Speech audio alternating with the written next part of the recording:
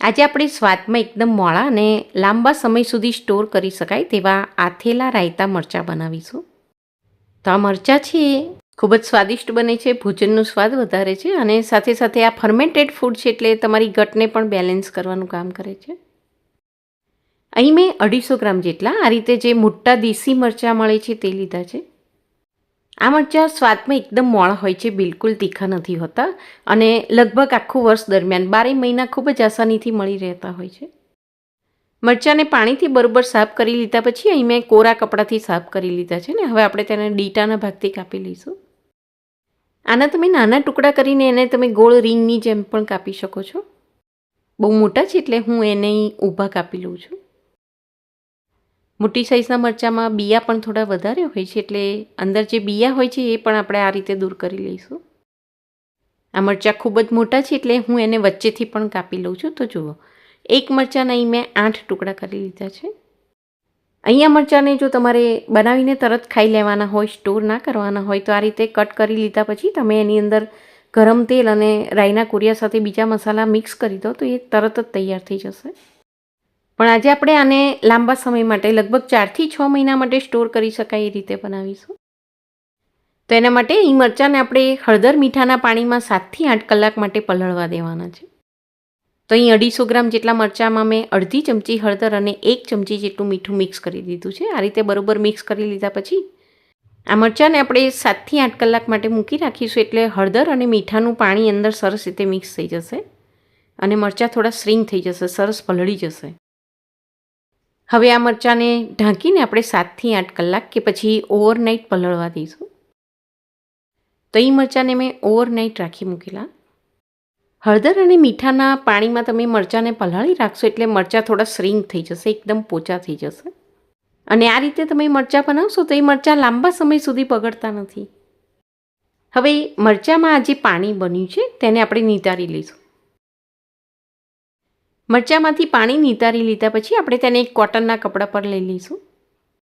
તમે બરોબર પાણી નિતારી લેશો પછી પણ મરચાં હજી ભીના જ હશે, એમાં પાણી હશે. એટલે આ રીતે તમે એને કોટનના કપડા પર પાથરીને 1 કલાક માટે રહેવા દેશો તો કોટનનું કપડું છે એ બધું જ પાણી એબ્સોર્બ કરી લેશે.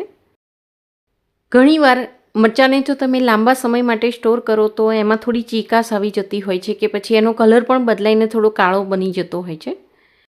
તો મરચાંને તમે આ રીતે એકદમ ડ્રાય થઈ જાય પછી બનાવશો તો તમને એ સમસ્યા પણ નહીં થાય.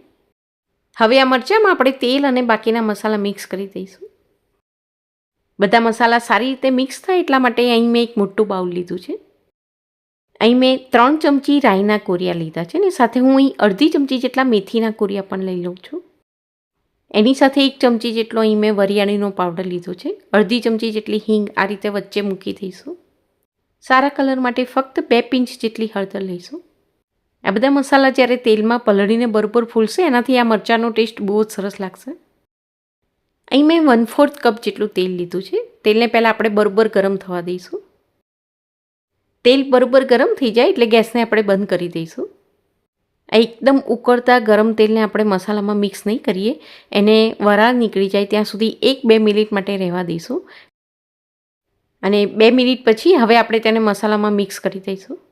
250 ગ્રામ મરચાં માટે અહીં મેં 1/4 કપ જેટલું તેલ લીધું છે. અંદર આપણે જે રાઈ મેથીના કોરિયા અને વરિયાળીનો પાવડર મિક્સ કર્યો છે એ આ બધું તેલ એબ્સોર્બ કરી લેશે ને સરસ ફૂલી જશે. હવે આને ઢાંકીને આપણે 5 મિનિટ માટે મૂકી રાખીશું. તેલ એકદમ ઠંડુ થઈ જાય એ પછી આપણે તેમાં મરચાં મિક્સ કરીશું. મરચાંને આપણે મીઠામાં પલાળીને લીધા છે એટલે આ મસાલાના ભાગનું આમાં આપણે મીઠું મિક્સ કરીશું. અહીં મેં અડધી ચમચી જેટલું મીઠું લીધું છે અને એમાં આપણે એક મોટું લીંબુ પણ નીચોવી દઈશું. લીંબુથી મરચાંમાં ખૂબ જ સરસ ખટાશ પણ આવી જશે અને લીંબુ છે એ પ્રિઝર્વેટિવ્સનું પણ કામ કરશે. એનાથી મરચાં જલ્દી ખરાબ પણ નહીં થાય ને એમાં ફંગસ પણ નહીં આવે.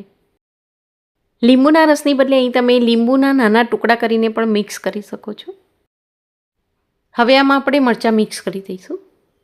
રાઈના કોરિયા અને લીંબુના કારણે આ મરચાંમાં ખૂબ જ જલ્દી આથો આવી જાય છે. એમાં એક પ્રકારના બેક્ટેરિયા એક્ટિવ થાય છે એટલે આ ફર્મેન્ટેડ મરચાંથી તમારો ડાયજેશન પાવર પણ એક્ટિવ બને છે. અને આ મરચાં એકદમ મોળા હોય છે એટલે એ બિલકુલ નુકસાન પણ નથી કરતા. આ મરચાંને તમે થેપલા, પૂરી, પરોઠા કે પછી ગાંઠિયા કે પાપડી સાથે પણ સર્વ કરી શકો છો. કાચની એરટાઇટ બોટલમાં ભરીને આને તમે ફ્રીઝમાં રાખીને 4 થી 6 મહિના માટે સ્ટોર પણ કરી શકો છો. બહુ ગરમી પડે તો ગરમીના કારણે આમાં ખૂબ જ વધારે આથો આવી જતો હોય છે, તો એના કારણે મરચાંનો સ્વાદ ઘણીવાર બદલાઈ જતો હોય છે અને વધારે ખાટા પણ થઈ જતા હોય છે. ફ્રીઝમાં સ્ટોર કરશો તો ઠંડકના કારણે લાંબા સમય સુધી મરચાં બગડશે નહીં, એનો સ્વાદ અને કલર પણ જળવાઈ રહેશે. ઇન્ગ્રીડિયન્ટ્સનું લિસ્ટ મેં નીચે ડિસ્ક્રિપ્શન બોક્સમાં આપેલું છે, ત્યાંથી તમે ચેક કરી શકો છો. આઈ હોપ કે આજની આ રેસીપી તમને ચોક્કસ પસંદ આવી હશે. Thank you for watching.